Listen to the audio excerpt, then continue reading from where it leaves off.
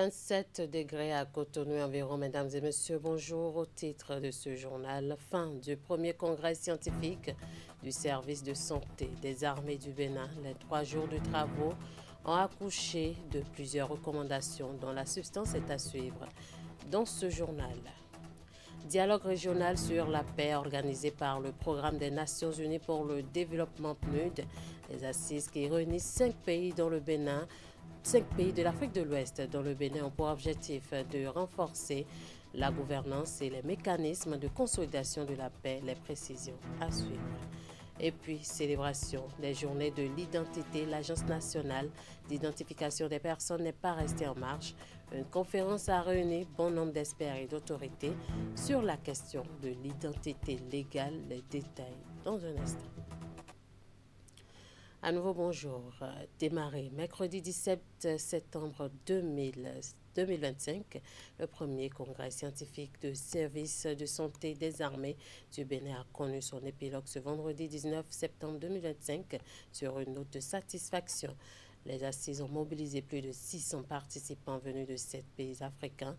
Les échanges qui ont eu pour thème le service de santé des armées du Bénin face aux défis sanitaires et sécuritaires contemporains ont accouché de nombreuses recommandations. Ingrid Day nous fait ici le point de la cérémonie de clôture. Le premier congrès scientifique du service de santé des armées du Bénin a tenu toutes ses promesses. Après 3 jours d'échanges scientifiques, d'analyse et de réflexion stratégique autour des défis sanitaires et sécuritaires contemporains, les congressistes passent au bilan des travaux. Entre autres résolutions issues de ces assises, la création de la Société béninoise de médecine militaire. Toutes ces activités ont donné lieu à des recommandations. La rédaction et l'harmonisation des guidelines des services de santé des armées de la sous-région et de l'Afrique pour adapter et uniformiser les normes d'aptitude en tenant compte de nos contextes socio-culturels. Le renforcement de la collaboration entre pays amis pour faire face aux nombreux défis actuels. Ce congrès se clore, mais l'élan qu'il a suscité doit se prolonger dans nos actions quotidiennes. Sur le terrain, comme dans nos formations sanitaires, nous en sortons plus forts de notre cohérence d'orientation nouvelle. Experts médico-militaires, chercheurs ou professionnels de santé du Bénin et de la sous-région, ils sont plus de 600 personnes à prendre part aux réflexions. À travers des ateliers, communications, tables rondes et symposiums, ils ont apporté leur contribution à la promotion de la recherche scientifique et de l'innovation en médecine militaire. À l'issue de vos travaux, le service de santé des armées a montré une fois de plus qu'il est un pilier indispensable à notre outil de défense auprès du combattant, là où se joue la véritable mission. Les réflexions émanant de vos assises contribueront de toute évidence à renforcer notre capacité à affronter les menaces sanitaires, à innover en permanence et à préserver ce qui est essentiel, la vie de nos soldats et la résilience de notre armée. Le chef d'état-major général des forces armées béninoises a saisi l'occasion pour saluer la bravoure des soldats béninois tombés récemment sur le champ de bataille et ceux qui luttent encore pour assurer la sécurité des populations. C'est cet échange de cadeaux souvenirs entre les organisateurs et leurs invités qui a mis un terme à ce congrès. Retour maintenant sur les travaux de la 2e journée de ce congrès scientifique du service de santé des armées du Bénin. Au cœur des échanges, l'innovation médicale. On retrouve Ingrid et Henri Gantin pour le compte rendu. Rôle du spécialiste dans la montée en puissance du service de santé des armées. C'est l'une des thématiques qui ont retenu l'attention des participants en cette 2e journée du premier congrès scientifique du service de santé des armées du Bénin. Et c'est au médecin colonel Sarah Bouri-Nieng du Sénégal que revient la charge d'entretenir l'assistance sur ce sujet dont la pertinence a séduit plus d'un. Avec les nouveaux défis de défense et de sécurité auxquels nos différents pays sont confrontés, les forces armées dans leur ensemble, et spécialement le service de santé des armées qui a pour mission de soutenir ces forces armées sont obligés de monter en puissance, de se développer pour renforcer les capacités opérationnelles pour faire face correctement à ces défis de défense et de sécurité. Carrefour d'échange et de réflexion, ce rendez-vous scientifique a permis aux médecins militaires à divers niveaux de différents pays participants de rappeler le rôle qui est le leur. Ils n'ont pas manqué d'exposer les difficultés auxquelles ils se heurtent dans leur mission. Notre mission principale, c'est de minimiser les pertes et pour les survivants, de faire en sorte que les séquelles soient facilement réparables et qu'elles soient le moindre possible et qu'elles permettent aux combattants de revenir sur les rangs et de continuer la mission. Notre pays a besoin d'une diversité donc, de spécialistes. Nous avons déjà beaucoup de spécialistes, vous vous en doutez, mais ça ne nous suffit pas. Nous voulons aller plus loin. Et c'est pourquoi, quand vous parlez de montée en puissance, ça convient à la réalité de ce que nous vivons. Nous voulons avoir suffisamment de spécialistes pour faire face aux menaces sanitaires et aux menaces sécuritaires dans notre pays.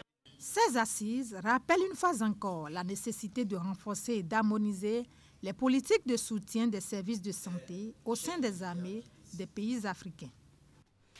Sous la houlette d'Arnold Akakpo et du représentant de la ministre de l'Industrie et du Commerce, les travaux de la deuxième session ordinaire de l'Assemblée consulaire ont été lancés ce vendredi. Les membres du bureau et les élus consulaires se réunissent donc pour examiner et adopter le projet du budget exercice 2026 de la CCI Bénin. C'est d'ailleurs le seul point inscrit à l'ordre du jour de cette deuxième session de l'Assemblée consulaire.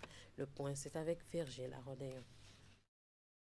Le principal objet de cette deuxième session ordinaire de l'Assemblée consulaire de la Chambre de commerce et d'industrie du Bénin, l'examen et l'adoption du projet de budget exercice 2026.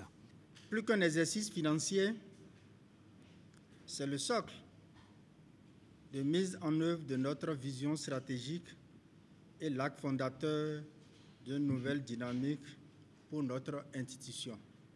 Le projet du budget présenté traduit en chiffres les ambitions de la Chambre de commerce et d'industrie du Bénin et repose sur deux dynamiques complémentaires.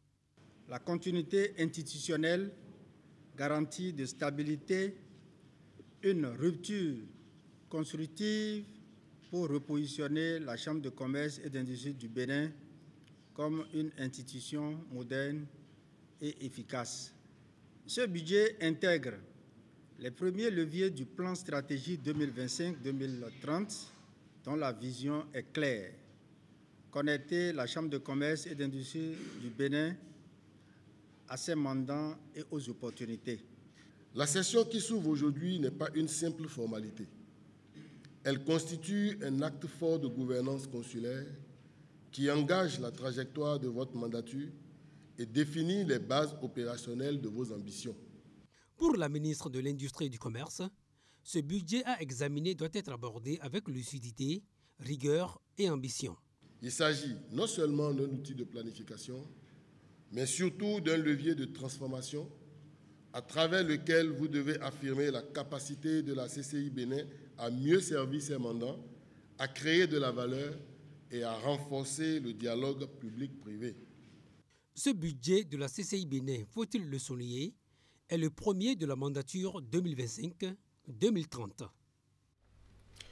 Le dialogue régional sur les architectures de la paix a eu lieu à Cotonou jeudi et vendredi. Je l'annonçais en titre, la rencontre de haut niveau organisée par le programme des Nations Unies pour le développement PNUD a permis de réfléchir au renforcement de la gouvernance et des mécanismes de consolidation de la paix en Afrique de l'Ouest. Plusieurs acteurs de profils et compétences multiples venus de 4 autres pays de l'espace y ont participé en plus des Béninois. Suivons ici le compte-rendu de la cérémonie de lancement. Les acteurs dans leur ensemble s'accordent non seulement sur le diagnostic mais aussi sur la thérapie pour une Afrique occidentale plus stable et pacifiée. La région est aujourd'hui l'épicentre des défis sécuritaires. Plus aucune initiative en vase clos ne garantit une lutte efficace au vu des leçons du passé. C'est l'objet de ce dialogue régional de 2 jours sur l'architecture de paix, initié par le Programme des Nations Unies pour le développement. Partout où les questions de développement sont compromises, le Programme des Nations Unies pour le développement se sent interpellé, car il faut le rappeler, c'est du mandat du PNUD, en tant que principale agence du système des Nations Unies, de prendre en charge les questions de gouvernance, de travailler de concert avec les autorités nationales pour créer un environnement de paix. C'est pourquoi le PNUD, avec l'appui de l'ensemble du système des Nations Unies, a pris cette initiative qui consiste à lancer ce dialogue régional de haut niveau. Dans l'optique de renverser la tendance en assurant synergie et coordination dans les interventions des États, cette rencontre associe les républiques du Burkina Faso, de la Côte d'Ivoire, du Ghana et du Togo. Les experts nationaux de ces pays et ceux intervenant à l'échelle internationale prennent part à ce dialogue. Plusieurs acteurs institutionnels clés de haut niveau, des décideurs politiques et des représentants de la CEDEAO sont aussi conviés. La démarche holistique de ces travaux permet aussi la participation des organisations de la société civile, des leaders communautaires et religieux, des groupes de réflexion, ainsi que des femmes et jeunes. Tout montre que la région a besoin d'un cadre régional cohérent de consolidation de la paix.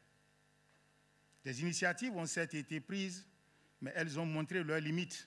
Elles souffrent souvent d'une insuffisance de ressources adéquates, de capacités techniques et d'un engagement politique solide.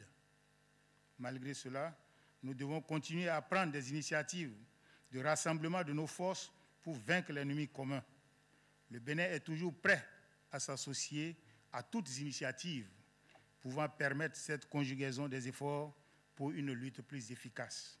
Des propositions et recommandations applicables sont les conclusions les plus attendues de ces réflexions. L'Association professionnelle des systèmes financiers décentralisés APSFD est co-organisatrice de la première édition de la Semaine nationale de la microfinance SENAMIF avec le ministère des Affaires sociales et de la microfinance. Elle invite les populations à la faveur d'un point de presse organisé par le ministère, les populations à participer bien sûr massivement aux différentes activités prévues pour se dérouler du 22 au 25 septembre prochain. Valentine Adoukonou est au micro de Wouliat Sanoussi et Elvis Tonokoua. La microfinance est un vecteur du développement. Nous sommes un acteur clé de l'inclusion financière et permettez-moi de remercier le gouvernement du président Talon qui, pour la première fois au Bénin, depuis des années où le Bénin a toujours occupé le premier plan de l'inclusion financière, cette année, le gouvernement, par le ministère de la microfinance, a décidé d'organiser une semaine nationale. Nous sommes plus que contents, nous sommes plus que dans la joie pour l'organisation de cette semaine nationale et tel que le secteur de la microfinance s'organise au niveau du Bénin, c'est une manière de nous dire de mieux travailler. C'est une manière de nous dire de mieux accompagner le secteur de la microfinance ou de mieux accompagner les personnes vulnérables, de mieux accompagner nos commerçants, de mieux accompagner les jeunes, de mieux accompagner les PME et les PMI. Merci à toutes les autorités qui se sont donné vraiment la main pour la réussite de cette semaine qui s'annonce à partir de lundi. Je voudrais inviter à nouveau tous nos clients à venir s'inscrire massivement, à venir participer. Il y aura beaucoup d'activités, beaucoup d'ateliers et surtout je vous invite à la foi de toutes les institutions de microfinance. La semaine va vous permettre de connaître les institutions de microfinance agréées au Bénin. Je l'annonçais également en titre, le Bénin a célébré du 13 au 16 septembre l'édition 2025 de la Journée de l'identité. L'Agence nationale d'identification des personnes a à cet effet organisé une conférence d'échange et de partage d'expériences dans la matinée de ce mardi 16 septembre. Une initiative soutenue par ses divers partenaires. Voici le point. La conférence a rassemblé préfets, autorités municipales et experts autour du thème mondial de cette édition, « Mon identité, mon parapluie ». Il illustre parfaitement notre ambition, une identité légale qui protège et ouvre les opportunités. Au Bénin, nous l'avons décliné ainsi. L'identité légale, la clé d'accès au droit et au développement. Ce n'est pas une théorie, c'est une réalité que nous construisons avec détermination. Le 13 septembre dernier, nous avons lancé une mesure historique, la gratuité de l'acte de naissance sécurisé et du certificat d'identification personnelle en ligne. La réponse de nos compatriotes, votre réponse, a été massive. Nous avons donc décidé de prolonger cette gratuité jusqu'au 19 septembre. À travers le mouvement ID for Africa, nous travaillons aux côtés des gouvernements africains pour promouvoir des systèmes d'identification inclusifs, robustes, interopérables et respectueux de la protection des données personnelles. L'innovation à l'occasion de la célébration au Bénin de la journée de l'identité cette année est le lancement d'un challenge par l'ANIP. Il s'agit du challenge Data Innovation. Donc, à travers ce challenge, nous souhaitons transformer la donnée en une source d'innovation et de solutions concrètes. Tout cela dans l'objectif d'améliorer, donc dans un premier temps, la qualité de nos services, de renforcer la transparence et d'accompagner le développement du Bénin. Un lien de participation sera publié sur toutes nos plateformes et à partir de jeudi, les participants auront 2 semaines pour relever les différents défis que nous leur proposons. De 2017, année de lancement du RAVIP à ce jour, l'Agence nationale d'identification des personnes, ANIP, a délivré plus de 2 millions d'actes de naissance. Une prouesse réalisée avec l'appui de ses partenaires, à savoir la Banque mondiale à travers le projet OURI et l'UNICEF. Et voilà qui boucle cette édition. Merci de nous avoir suivis. Merci à toute l'équipe de rédaction, de réalisation et de diffusion. Passez un très bon week-end en compagnie des programmes de Canal 3 Bénin.